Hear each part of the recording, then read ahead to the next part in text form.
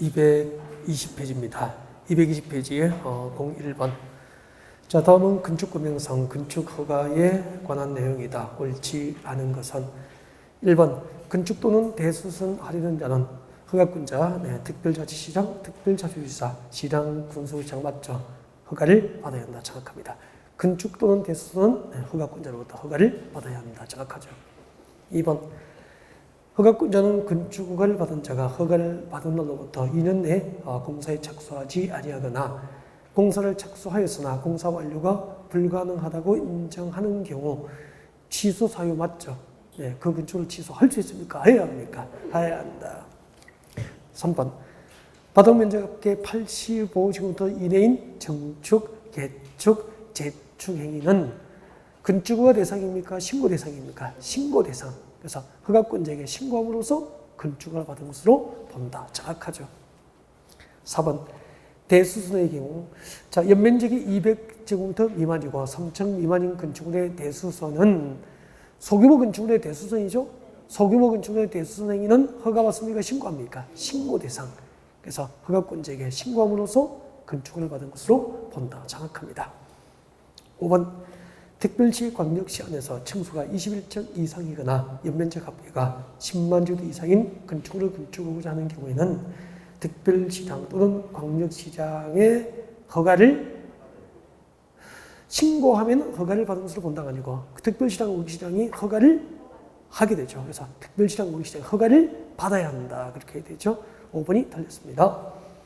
넘기겠습니다. 3번.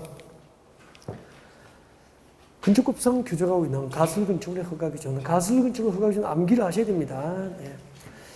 1번. 공동주택 판매 시설 등 분양 목적으로 하는 것이 아니어야 되는 거 맞죠? 공동주택이나 판매 시설 등 분양 목적으로 하는 건축물이 아닐 것. 정확합니다. 그리고 두 번째. 철근 콘크리트 또는 철근 콘크리트 구조가 아니어야 됩니다. 그 다음에 4번에 존치기간은 몇 년? 3년 이내죠. 허가 대상 가설 건축물의 존치기간은 3년 이내로 함이 원칙인데 예외가 있죠. 다만 줄것죠. 도시군 계획 사업이 시행될 때까지 존치기간은 연장할 수 있습니다. 4번이 틀렸죠. 5번. 전기, 수도, 가스 등 새로운 간성 공급 설비를 설치를 요하지 아니할 것. 암기하셔야 돼요.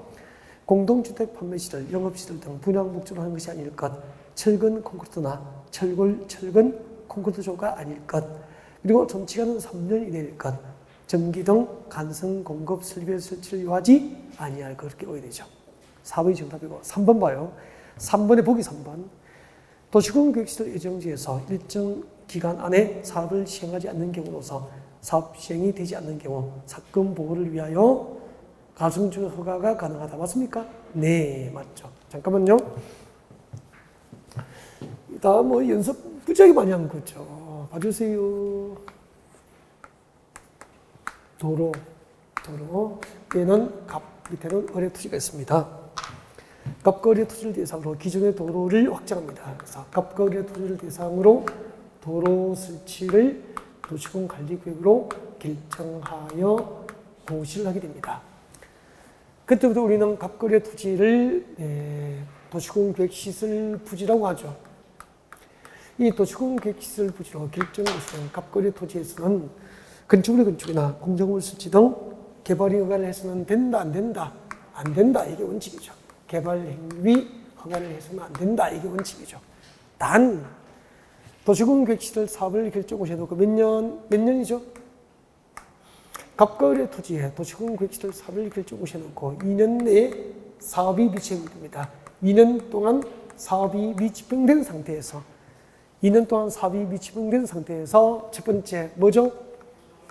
그렇죠. 단계별 집행계획 수립이 없거나 아니면 그 단계별 집행계획에서 몇 단계? 1단계 집행계획에 포함되지 아니한 도시군 계획시설 부지에서는 이 토지 소유자 갑과 을의 사건을 보호하기 위해서 이 요건에 해당하면 2년 미집행의 단계별 집행계획 등 수립이 없으면 건축법상 임시 가설 건축물의 건축 등이 허가되는 거 맞죠? 이 얘기를 지금 그래 지금. 이 조문을 읽으면서 이게 떠올라야 되는 거죠. 그 다음에 이제 도시공비획시설 사업결정고시로도 몇 년 했죠? 10년. 10년 내에 사업이 미집행되고 지목이 대인 토지 소유자는 관할 시청 군청을 대상으로 뭐 할 수 있죠? 그렇죠.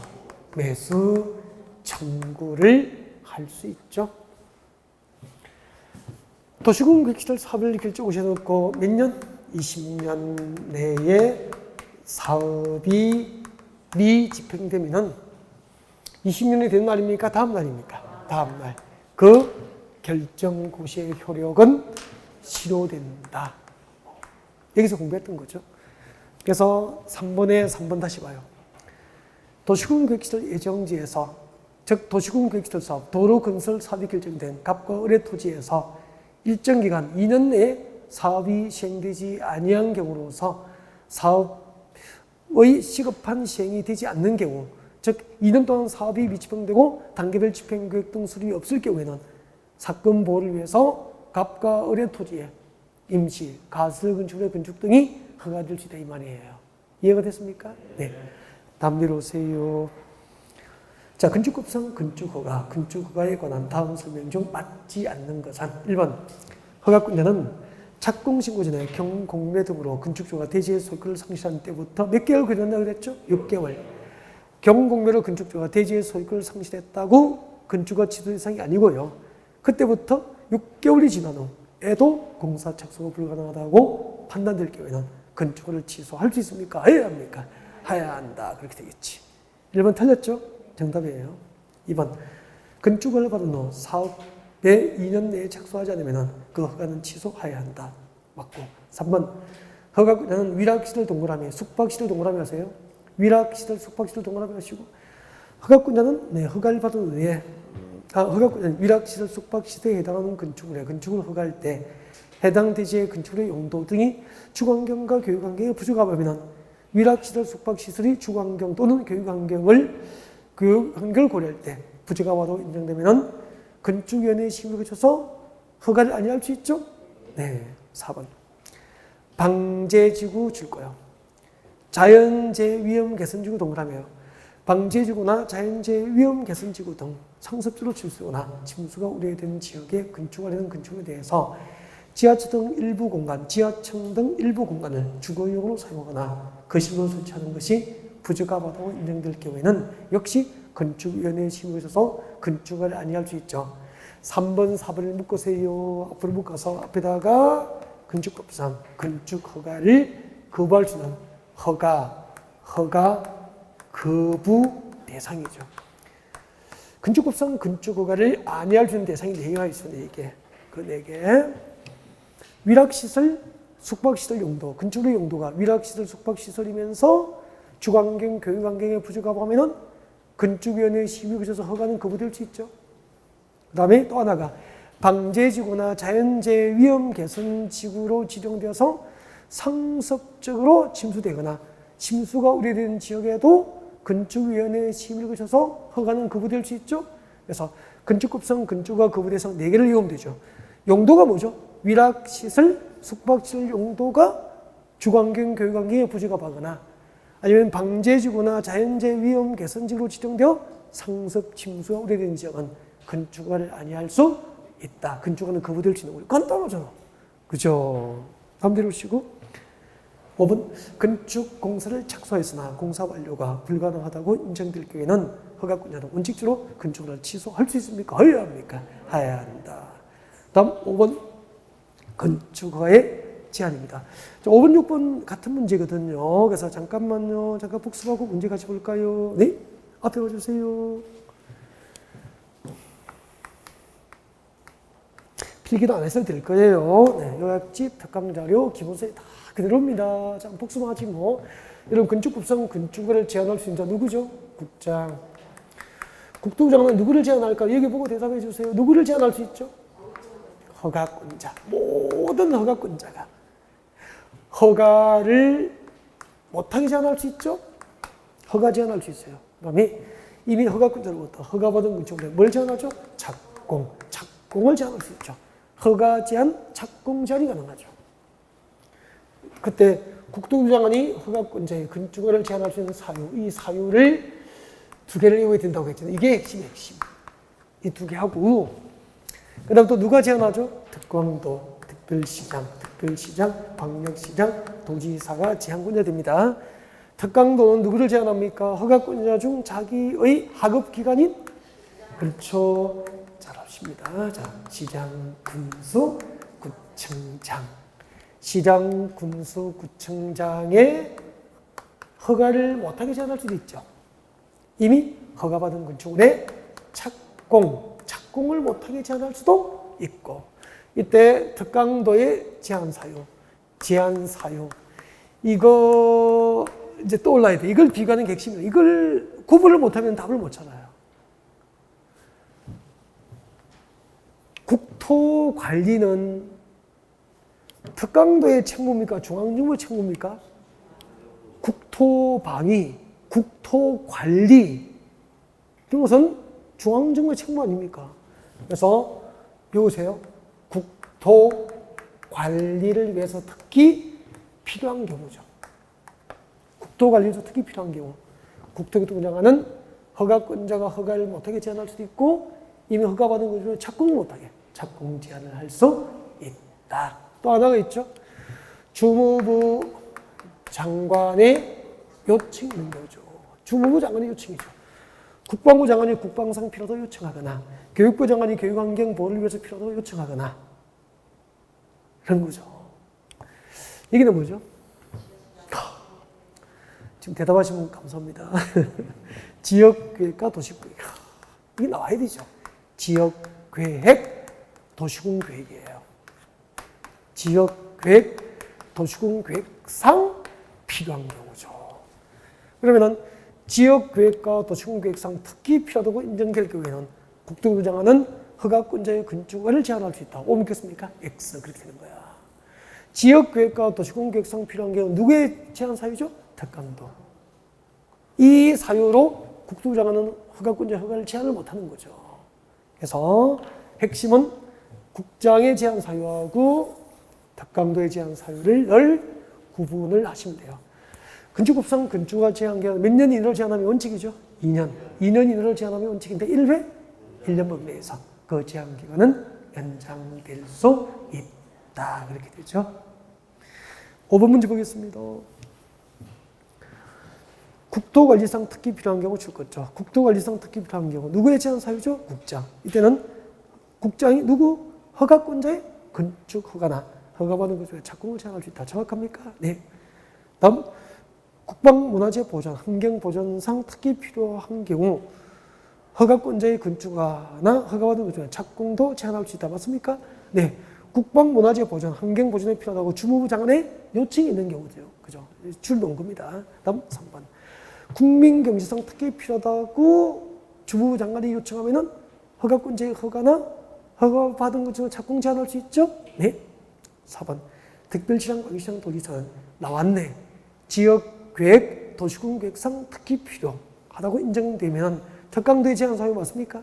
네. 특강도는 누구? 시장, 군수, 구청장의 허가나 허가받은 것 중에 착공을 제한할 수 있죠. 5번. 장기간의 제한을 방지하기 위해서 건축법상 건축허가 제한 기간은 몇 년? 2년 이내. 2년 이내로 하고 이를 연장할 수 없다고 하죠. 1회 1년 범위 내에서 제한 기간은 연장될 수 있죠. 6번. 건축허가 제한과 그 취소에 관한 설명으로 옳은 것. 1번. 16층 이상인 건축물을 특별시 광역시에서 건축할 때는 특별시장국에서 허가를 받아야 한다. 16층이 아니고 몇 층? 21층 이상. 2번. 허가권자는 숙박시설 동그라미. 숙박시대에 해당하는 건축물이 주관경 주변 환경을 감안할 때 부적합하다고 인정되면 도지사의 승인을 얻어서 건축을 아니할 수 있다. 건축을 아니할 도지사의 승인을 얻어서 건축을 아니할 수 있다가 아니고 이것은 그 도지사의 사전 승인 대상이죠. 숙박시대에 해당하는 건축물이 주관경 등 주변 환경을 감안할 때 부적합하다고 인정되면은 도지사 승인을 얻어서 도지사 승인을 얻어서 그 허가를 아니할 수 있다가 아니고, 이는 아까 위락시설, 숙박시설, 주관경, 교육관계에 부족함하면은 건축위원회 심의를 거쳐서 허가를 거부할 수 있다. 그렇게 되죠. 네. 건축허가 거부는 도지사 승인 대상이 아니죠. 건축위원회 심의를 거쳐서 허가가 거부될 수 있죠. 틀렸고. 3번. 건축허가 또는 건축의 착공을 제한할 때 그 제한기간 몇 년이죠? 2년 이내로 하고 1년 범위 내에서 제한기간은 연장될 수 있죠. 틀렸고. 4번. 특별시랑 광역시장 도지사는 시랑 군수장의 건축허가나 건축의 착공을 제한할 때 즉시 국토부 장관에게 보고해야 되고, 보고를 받은 국토부 장관은 제한 내용이 지나치도록 인정되면 해제를 명할 수 있다 없다? 있다. 4번이 답이에요. 허가권자는 허가받은 자가 그 허가를 받고 2년 내에 공사 착수하지 않거나 공사를 착수했지만 공사 완료가 불가능하다고 인정되면 허가를 취소해야 한다. 1년이 아니고 몇 년? 2년. 7번. 건축법상 건축허가 대상 중 도지사 승인이 필요 없는 것은 그렇게 되어 있죠. 밑에 해설 나와 있습니까? 네, 한번 복습하고 문제 풀겠습니다. 거기 들어주세요. 자, 사전 승인이죠. 사전 승인. 이건 어렵게 되면 좀 어려운 거예요. 이렇게 나오면 어렵게 되면 많이 어렵습니다. 사전 승인. 거기 들으시죠. 사전 승인은 누가 건축을 할 때죠? 말씀하세요. 누가 건축을 할 때 누구로부터 승인 받는 거죠? 이걸 대답할 수 있어야 돼요. 시장, 군수가 건축허가를 할 때, 시장, 군수가 건축을 할 때 관할 도지사, 그렇죠. 관할 도지사 승인을 받고 허가를 해야 되는 거예요. 평택시장이 건축허가를 할 때 관할 경기도지사로부터 승인받고 허가를 해야 될 대상이에요. 사전 승인 대상. 층수가 몇 층이죠? 층수가 21층 이상이거나 연면적 합계가 10만 제곱미터 이상인 건축물을 특별시, 광역시가 아닌 시군지역에서는 누가 허가를 하죠? 시장구에서 허가를 해요. 단 임의로 허가를 못하고 관할도지사 승인을 받고 허가해야 되는 거죠. 그러면 경기도 평택시는 여기에 해당되는 거 맞죠? 그럼 경기도 평택에서 층수가 21층 이상이나 연면적 합계가 10만 제곱미터 이상인 대규모 건축으로 누가 허가하죠? 평택시장이 허가를 하는데 허가를 못하고 경기도지사에게 이 대규모 건축을 평택시가 허가해 줬습니까? 승인받고 허가하는 제도예요. 그 다음에 이거는 다 외우고 이제 이걸 해야 됩니다. 주거, 환경, 교육, 환경. 꼭 외워야 돼요, 이걸. 주거환경, 교육환경 보호를 목적으로 도지사가 지정 공공구역에서는 층수나 연면적 규모와 상관없이 모든 위락시설과 숙박시설을 시장구에서 허가할 때는 도지사 승인을 받아야 돼요. 근데 자연환경, 수질보호 두 개죠. 자연환경과 수질보호를 목적으로 도지사가 지정 공공구역에서는 이제 따집니다. 층수가 몇 층? 그렇죠. 층수가 3층 이상이거나 연면적 합계가 1000, 연면적 합계가 1000제곱미터 이상인 위락시설과 숙박시설은 도지사 승인을 받고 해야 되죠. 이걸 받고 되어 있습니다. 공동주택, 일반 음식점, 일반 업무시설. 그냥 대표적으로 제가 위락시설, 숙박시설을 한 거죠. 그럼 봐요. 주거환경, 교육환경 보호를 목적으로 도지사가 지정 공공구역에서 모든 위락시설과 숙박시설이 사전승인 대상이고요. 자연환경 수질 보호를 목적으로 도지사가 지정 공간에서 모든 위락시설과 숙박시설이 아니고 그 중에서 층수가 3층 이상이거나 연면적 합계가 1000제곱미터 이상인 위락시설과 숙박시설만 사전승인 대상이 되는 거예요. 조금 다르죠, 그죠? 그래서 2번, 3번을 잘 구분하셔야 돼요. 아셨죠? 네. 7번. 층수가 50층인 건축물의 건축은 도지사의 사전승인 대상 맞죠? 21층 이상이니까 50층은 사전승인 받아야 되죠. 공장과 창고와 지방건축위원회 심의를 거친 건축물을 제외한 연면적이 30만 제곱미터인 건축물, 공장과 창고를 제외한 연면적 30만 제곱미터인 건축물은 사전승인 대상 맞죠? 네. 자연환경 수질 보호를 목적으로 도지사가 지정 공간구역에서는 층수가 몇 층? 3층 이상이거나, 근데 4층인 건축물의 위락시설인가 사전승인 받아야 되잖아. 3층 이상이니까. 그 다음에 4번. 자연환경 수질 보호를 위해서 도지사가 지정 공간구역에 건축하는 연면적 합계가 900제곱미터인 건축물로서 위락시설.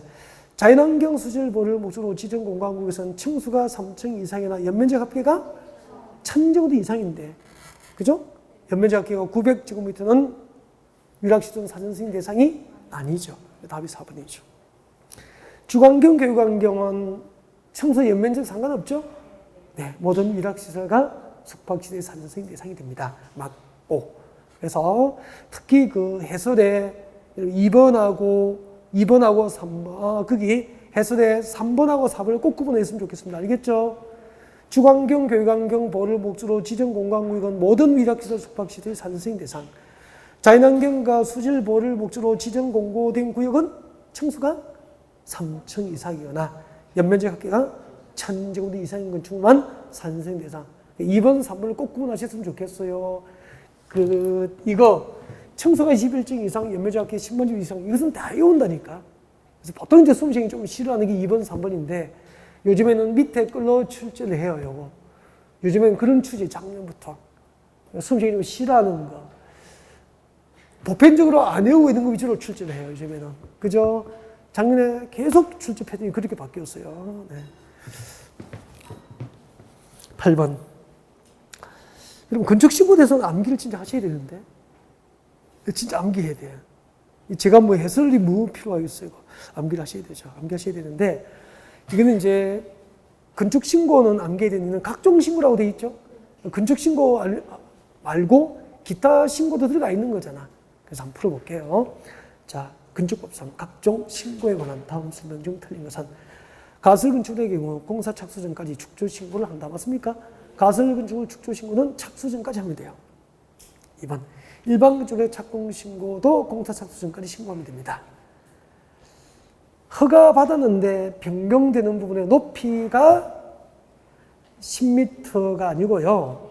네, 1m 이하이거나 전체 높이의 10분의 1 이하인 경우라면은 변경을 허가받습니까? 신고하면 됩니까? 신고. 경미한상 변경은 일괄 신고 대상이 되는 거죠. 잠깐만요. 잠깐만. 우리 이렇게 공부를 하셨잖아요. 한번 봐주세요. 여러분, 건축허가상 허가를 받았어. 허가받은 상을 변경할 때는 원칙이 뭐죠?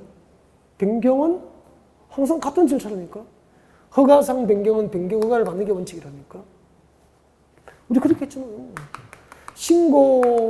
건축 신고 사항을 변경할 때는 뭐 해야 되죠? 변경 신고해야 되는 거잖아.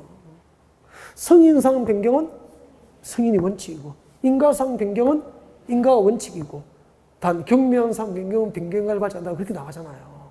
근데 허가상 신고상을 변경할 때 경미하면은 한번 봐요. 우리 건축 이제 설계도를 첨부해서 허가받고 건축 신고할 거 아니야.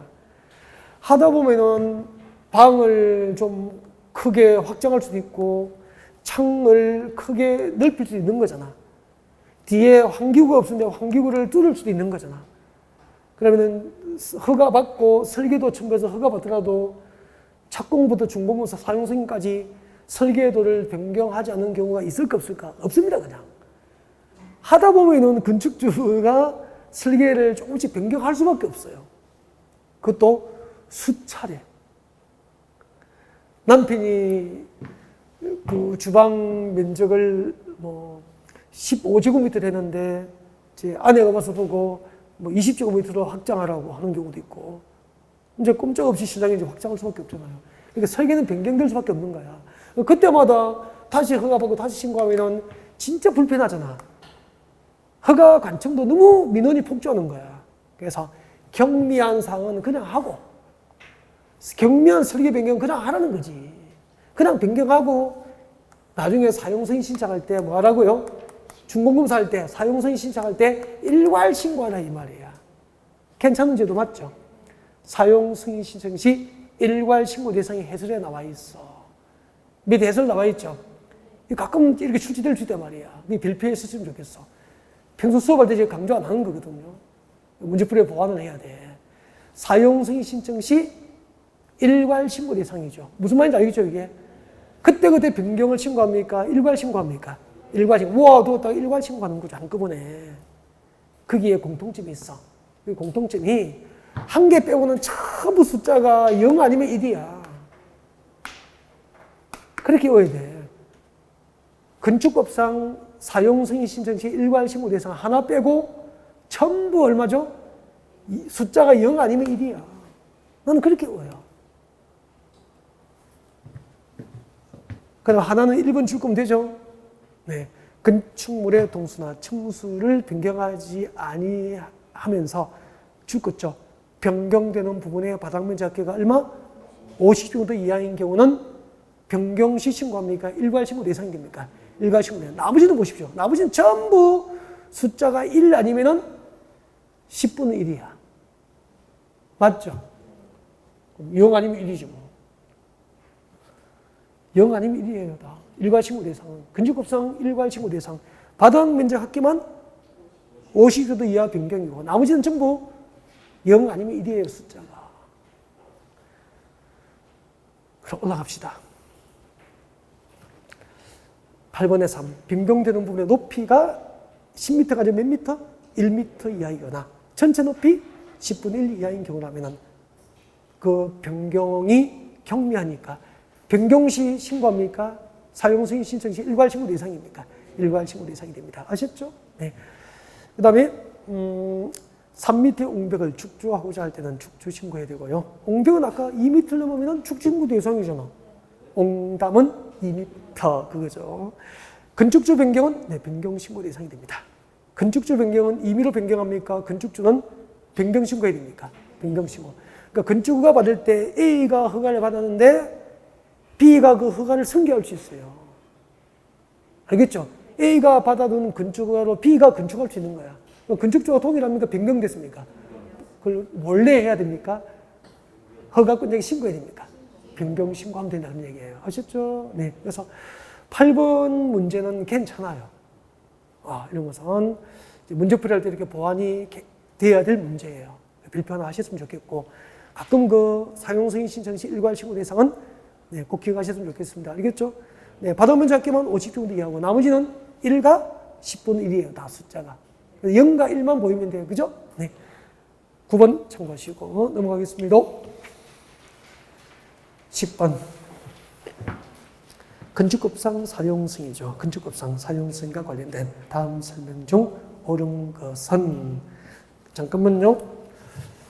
그 건축 허가 받은 건축물, 건축 신고한 건축물 허가받은 가성축은 착공 신고 대상이죠. 아까 착공 신고한 건축물은 사용 승인 대상이니까 착공 신고한 건축물은 사용 승인 후 사용하거나 타인에게 사용하게 함이 원칙이다 그렇게 해요. 네. 그때 건축법상 준공서를 뭐라고 하는 거죠? 사용 승인. 누가 신청하죠? 건축주가.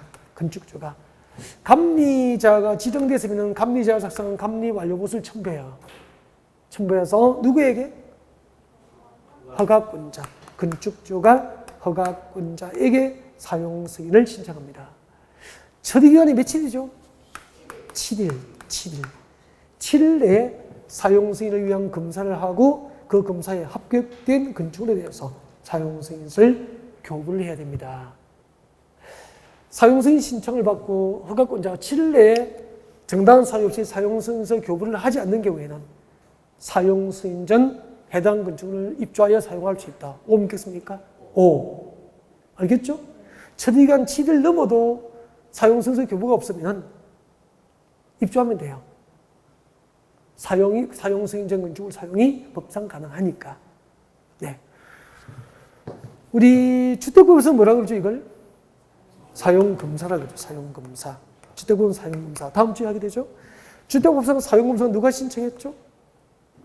건축법에 허가받고 집을 지으면 건축주잖아. 주택법상 사업계획서를 보고 집을 지으면 사업주체가 누구에게 사용검사를 신청할까요?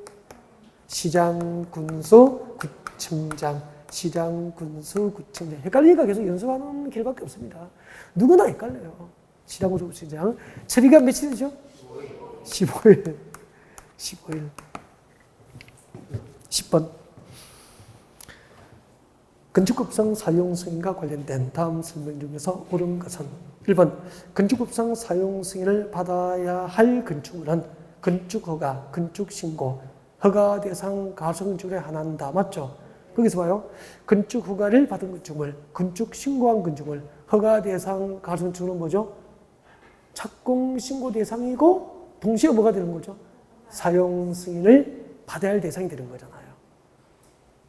그래서 건축허가, 건축신고 또는 허가 대상 가소건축물은 착공신고 대상이면서 이꼴 사용 승인 대상이 되는 거죠.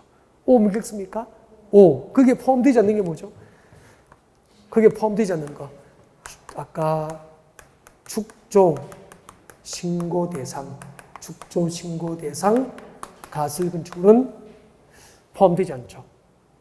축조 신고 대상 가설 건축은 착공 신고 대상이 아니니까 사용 승인 후 사용입니까? 사용 승인 전 사용입니까?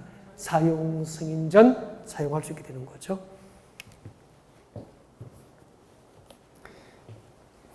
2번. 감리자를 지정한 경우 허가권자는 사용 승인 신청을 받은 경우 그 신청서를 접수한 날로부터 사용 승인을 위한 검사를 실시하고 검사에 합격된 건축물에 대해서 며칠? 7일 내에 건축주에게 사용 승인을 교부합니다. 15일이 틀렸고 건축법상 임시 사용 승인을 제외하고는 사용 승인을 얻은 후가 아니면 그 건축물을 사용하거나 사용하게 할 수 없다. 틀렸죠? 사용 승인을 얻은 후가 아니어도 사용 승인 전 건축물 사용이 허용되죠? 네 가지가 있어, 네 가지. 여러분, 사용 승인 전 건축물 사용이 허용되는 경우입니다. 사용 승인 전 건축물 사용, 사용 승인 전 건축물 사용이 허용되는 경우죠. 첫 번째, 임시 사용 승인을 받은 건축물, 임시 사용 승인을 받은 건축물. 임시 사용 승인을 받은 건축물은 사용 승인 전 건축물 사용이 가능합니다. 그 다음 두 번째가 사용 승인 신청으로부터 7일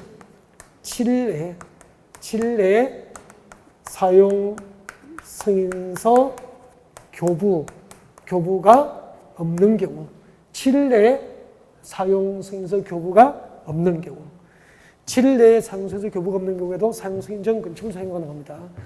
그 다음에 금방 누가 협의했죠? 여러분, 국가나 지방자치단체가 건축을 할 때는 우리하고 똑같이 허가받고 신고합니까? 허가권자에 협의하면 됩니까? 협의. 그래서 국가 등이 공용 건축물의 건축에 대해서 협의한 경우 사용 승인 규정의 적용을 안 받아요. 그래서 적으십시오. 협의한 공용 건축물. 국가나 지방자치단체가 공용 건축물의 건축에 대해서 허가권자와 협의를 했습니다. 이 협의한 공용 건축물도 사용 승인 전 건축물 사용이 가능하죠. 사용 승인 안 받으니까. 네. 그 다음에 축조 신고 대상,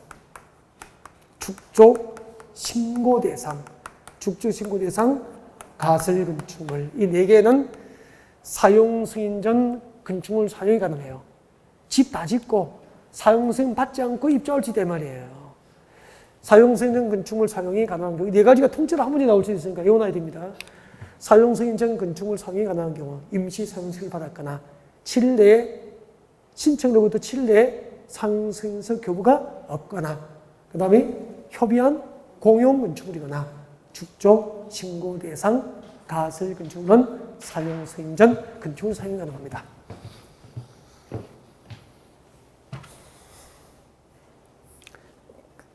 몇 번 하고 있죠? 10번에 보기 4번 하겠습니다.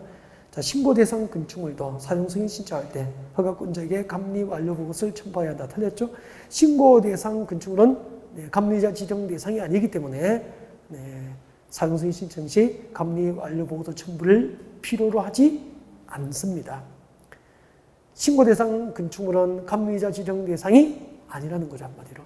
혹은 임시 사용 승인기간은 몇 년이죠? 2년. 건축법상 임시 사용 승인기간은 2년 이내로 하되 대형 건축물이나 안방 공사 등으로 인해서 공사 기간이 긴 건축물은 그 기간을 연장할 수 있다. 맞습니다. 넘어갔습니다.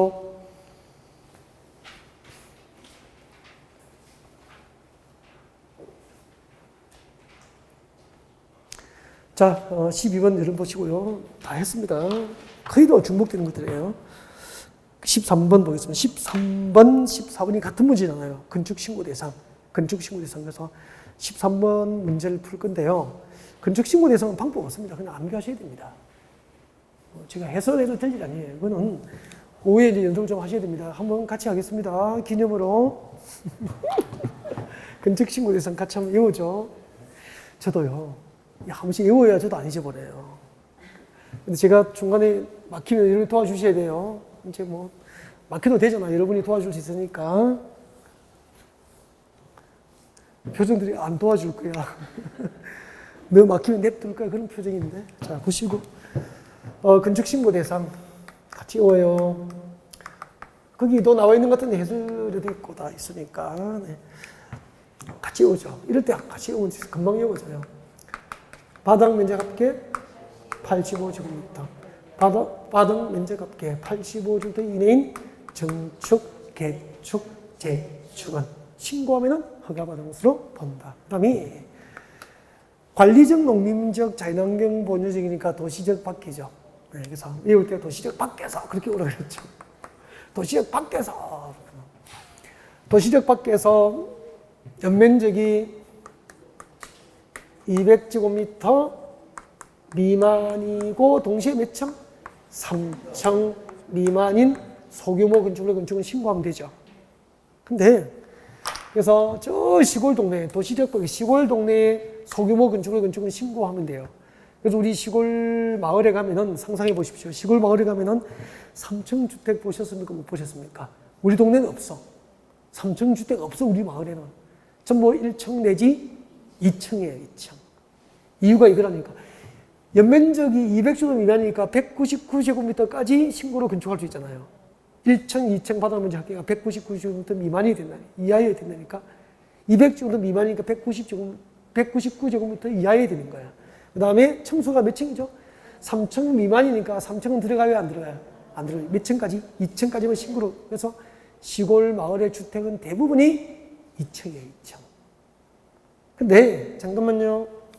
이 동네에 이 도시적 밖에 관리적, 농림적, 자연환경 보존지역인데 이 동네에 방제지구가 지정됐거나 방제지구가 지정됐거나 붕괴 위험지역이 지정됐거나 그럼 여기에 소규모 건축을 신고로 쉽게 건축하면 돼야 안 돼? 이때는 신고 대상자 제외돼 허가를 받아야 되는 거야. 도시적 밖에 시골 동네에 방제지구나 붕괴 위험지역이 지정된 지역은 상습적으로 재해가 발생할 수 있거나 붕괴는 산사태잖아요. 산사태 등 위험 있는 지역이야. 이런 지역은 작은 건물을 신고를 쉽게 건축을 못하도록 허가를 받아야 돼요. 안전이 확보되면 허가해 주긴다는 거죠. 그러면 우리 시골 등에 땅 보러 갔는데 방제지구나 붕괴 위험지역이 지정된 곳은 좋은 땅입니까? 안 좋은 땅입니까? 땅 사면 안 돼요. 이런 거죠. 이런 곳에 땅 팔면은 나중에 이제 그 손님은 다음에 내 손님이 되고 원수가 되는 거야. 광고판입니까? 나를 좋지 않게 해서 광고하는 사람들이 되버린다니까. 그 다음에 도시적 밖에 여기에 지구 단위 계획이 지정됐어. 지구 단위 계획이 지정되면 무너집니까? 신도시로 개발됩니까? 개발되겠죠? 그러니까 소규모 건축물도 신고로 쉽게 건축 못해. 허가를 받아야 되는 거야. 그래서 2번에 정답 많이 결정한다니까. 그래서 3번. 이 소규모 건축물의 대수선. 소규모 건축물의 대수선. 그러니까 소규모 건축물은 연면적이 200제곱 미만이고 층수가 3층 미만인 소규모 건축물의 대수선은 허가받습니까? 신고합니까? 신고. 소규모 건축물의 대수선. 신고. 그 다음에 연면적 합계. 여러분 바닥 면적 합계는 85제곱미터 이내죠. 연면적 합계는 얼마죠? 100제곱미터 이하. 연면적 합계 100제곱미터 이하 있는 건축물은 건축에 허용된 전국 어디에서나 신고로 건축이 가능해요. 건축에 허용된 전국 어디에서나 연면적합계 100제곱미터 이하인 건축은 신고로 건축이 가능해요. 건축에 허용된 전국 어디에서나 그렇게 했습니다. 또 이걸 연면적합계 100제곱미터 이하는 전국 어디에서나 신고로 건축할 수 있습니다 라고 했는데 또 질문이 이렇게 와요. 그러면은 자연환경 보존 산꼭대기도 돼요 막 그렇게 하면 안 돼요. 그럼 초등학생이 되는 거예요. 건축이 허용된 지역에서 연면적합계 100제곱미터 이하는 전국 어디에서나 신고로 건축할 수 있습니다. 그 다음에 5번. 관악산 꼭대기도 돼요. 그렇게 질문하시면 안 되죠. 다음 5번. 높이 몇 미터? 3미터 이하 증축. 높이 3미터 이하 증축. 이거 혼자 외우기 싫어요. 같이 하면 좋아요. 네. 높이 3미터 이하 증축은 신고로 가능해요. 높이 3미터 이하 증축. 그 다음에 6번째. 표준 설계 도서에 따라서 건축하는 건축으로서 표준 설계 도서에 따라서 건축하는 건축으로서 건축 조례로 정한 것. 이것은 조례로 정한 것이 핵심이야. 표준 설계 도서에 따라서 건축하는 건축으로서 건축 조례가 신고 대상으로 정한 것은 신고로 건축할 수 있어요. 일단 6개를 했어. 6개. 여기까지는 또 외우세요 하면 이제 이때쯤 더 외워요. 여기까지는 다 부분해요. 심리가. 그 다음에 길어져요. 그 다음에 되게 안 해요. 근데 그 다음에 여기서 정답을 많이 결정하는 거야, 요즘에는. 그래서 여기까지는 기본이고, 이제 7번, 8번을 꼭 하셔야 돼. 여기서 나오면 다 쓸어요, 상당히.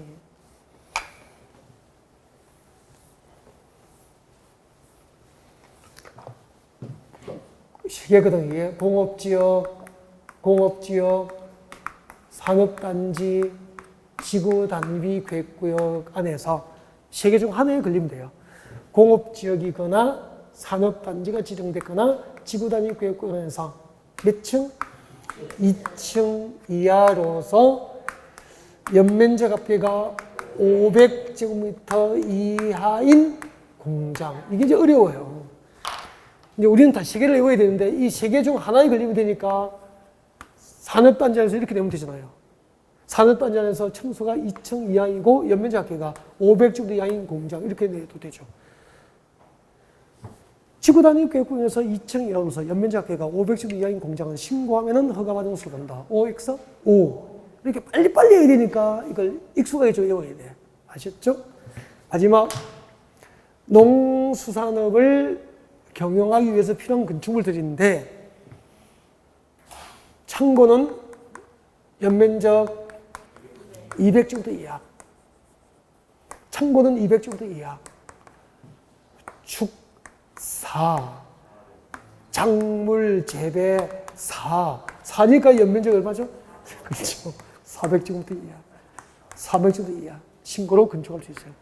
농업용 창고는 연면적 200제곱미터 이하. 축사, 작물 재배사, 연면적 400제곱미터 이하. 축조 신고 대상이 됩니다. 네. 13번 문제 하나 풀겠습니다. 네, 13번. 건축법상 건축 신고만으로 건축 허가를 받은 것으로 볼 수 있는 경우만으로 작지된 것은 기억번 받은 면적합계 85제곱미터 이내의 증축 개축 맞습니까? 네. 그 다음에 관리적 농림적 자연환경 보전지역 안에서 이걸 우리는 어떻게 봤죠? 도시적입니까? 도시적 밖입니까? 도시적 밖에서 연면적이 200제곱미터이고가 아니고 200제곱미터 미만이고 그리고 몇 층? 3층 미만이 돼야 되죠. 틀렸죠? 네.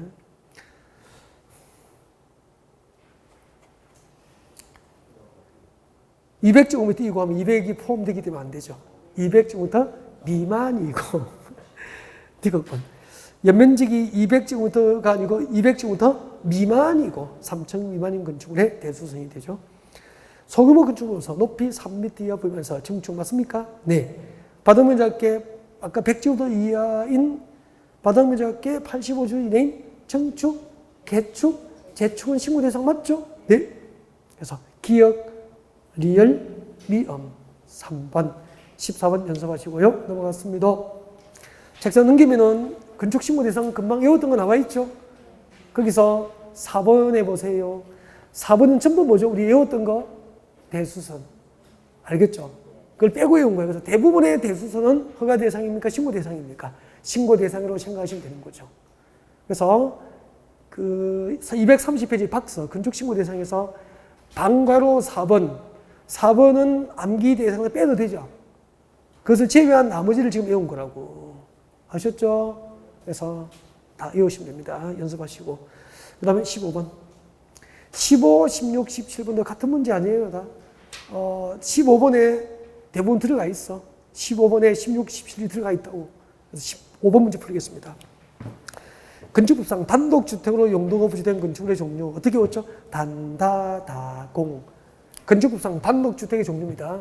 건축법상 단독주택으로 용도가 부여된 건축물은 단다다공. 단다다공이죠. 단다다공, 단다다공, 단독, 다중, 다가구, 공간. 이 공간이 뭐죠? 우리 서울에 가면은 외국 공간이 많이 들어와 있죠. 예를 들면은 대사관, 영사관. 좀 의외죠. 그럼 서울의 주한 미국 대사관 건물은 업무시설입니까? 단독주택입니까? 건축상 용도가 단독주택으로 분류된다니까? 알겠죠? 공간은 건축상 용도가 단독주택이죠. 근데 우리 업무시설로 쏘가버리는 거야. 단독주택입니다.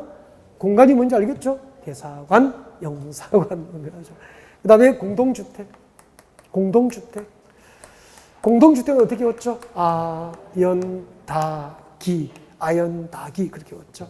아파트, 연립, 다세대, 기숙사 그렇게 되죠. 아연다기. 거기서 잠깐만요. 다음 주에 주택법에 가면은 주택법상 단독주택은 뭘까요? 단다다야. 단독, 다중, 다가구는 주택법상 단독주택이고 공간은 주택법상 주택에 해당하지 않아요. 그 다음에 건축법상 공동주택은 아파트, 연립, 다세대, 기숙사가 공동주택으로 건축법상 용도 분류하지만 우리 주택법에 가면은 공동주택은 아파트, 연립, 다세대, 다세대가 되는 거죠. 그죠? 기숙사는 주택법에 가면은 뭐로 바뀌죠, 이게? 준주택. 준주택의 종류는 암기하고 있죠? 기다노, 얼씨구나, 절씨구나, 기다노. 그렇게 했잖아.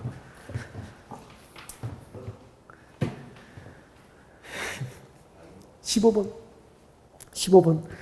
건축법상 용도별 건축물의 종류를 연결한 것이다. 옳지 않은가? 단독주택, 단다다공. 일종 걸린 시간에서 여기 나와 있는 건 진짜 중요한 거 아닙니까? 병원급입니까? 의원급입니까? 의원급. 의원, 지가의원, 한의원, 침수원, 조산원 쭉 나가죠. 탁구장으로서 바닷면적기가 500제곱 미만인 것, 일종 건생시설. 2종 걸린 생활시설. 일반 음식점, 단란주점, 바닷면적기가 150제곱 미만인 단란주점, 노래집장, 부동산 중개사무소인데 바닷면적기가 30제곱 이상부터 500제곱 미만까지는 2종, 바닷면적기가 30제곱 미만은 1종 건생시설, 부동산 중개사무소, 500제곱 이상은 업무시설. 아셨죠? 그럼 잠깐만요. 이거 하나 얘기해드려야 돼. 이거 하고 해야 돼, 여기를. 시험하고 관계없는데,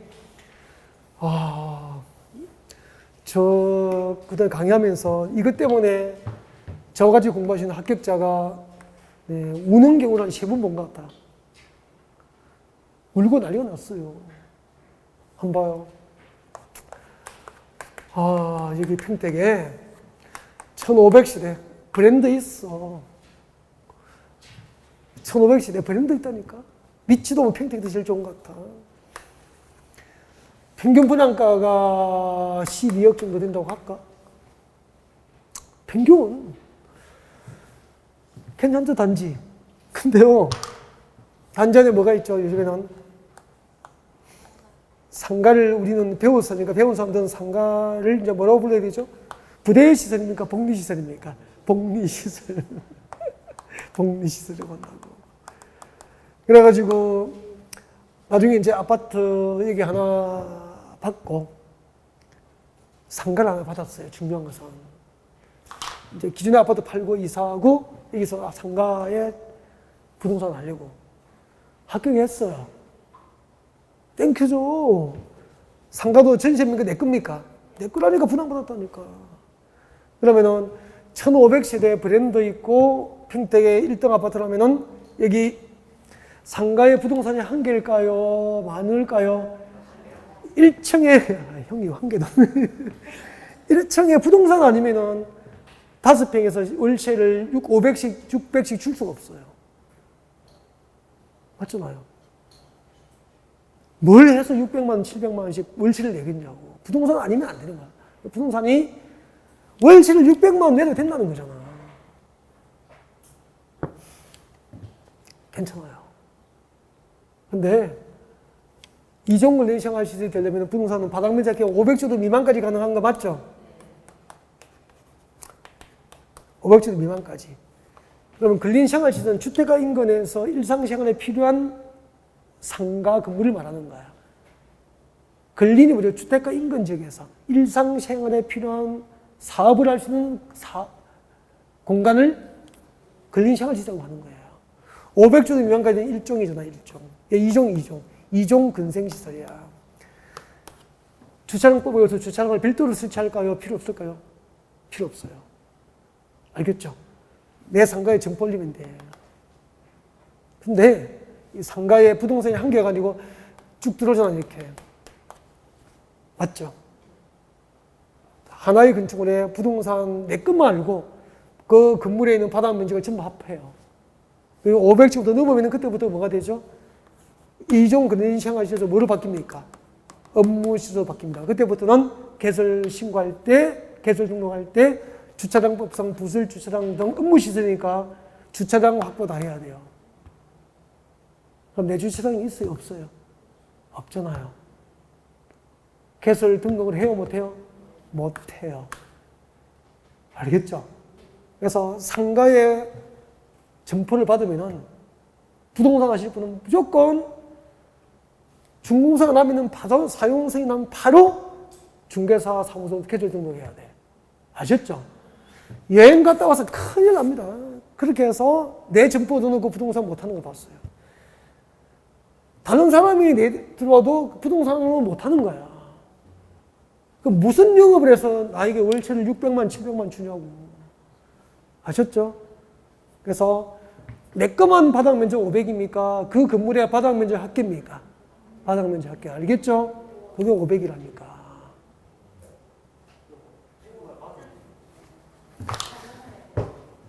그래서 이거 상가를 분양받고 부동산 개설 등록하려면은 항상 그걸 염두에 두고 가장 우선적으로 처리해야 될 업무가 그라는 거죠. 아셨죠? 제가 많이 봐서 선생님 어떻게 해요? 나도 그때는 어떻게 방법이 없잖아. 제가 뭐 법을 고칩니까? 선생님 500제곱미터까지는 되잖아. 저 10평도 안 돼요. 막 그러거든. 전체라니까. 건물 전체에 부동산 바닥면적 합계가 500제곱 넘으면 업무시설을 본다니까. 그럼 허가 기준이 달라진다니까. 부동산 개설 못 한다고 보시면 돼요.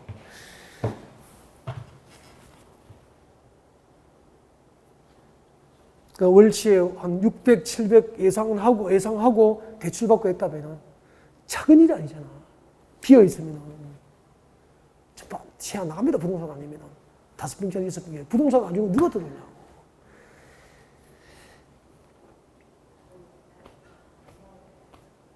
아셨죠? 네. 4번. 위락시설. 단란주점인데 바닥면적이 150제곱미터 이상. 150제곱미터 이상은 뭐가 되죠? 위락시설. 주점영업소, 무도장, 무도학은 위락시설입니다. 이거 배웠죠? 안마시술소는 2종, 안마원은 1종. 꼭 외워둡니다. 안마시술소는 제2종 근린생활시설, 안마원은 제1종 근린생활시설. 그렇게 되죠. 4번이 정답이에요. 16번, 17번 참고하시고요. 넘기겠습니다. 18번 용도 변경부터 휴식 후에 다시 시작할까요? 네.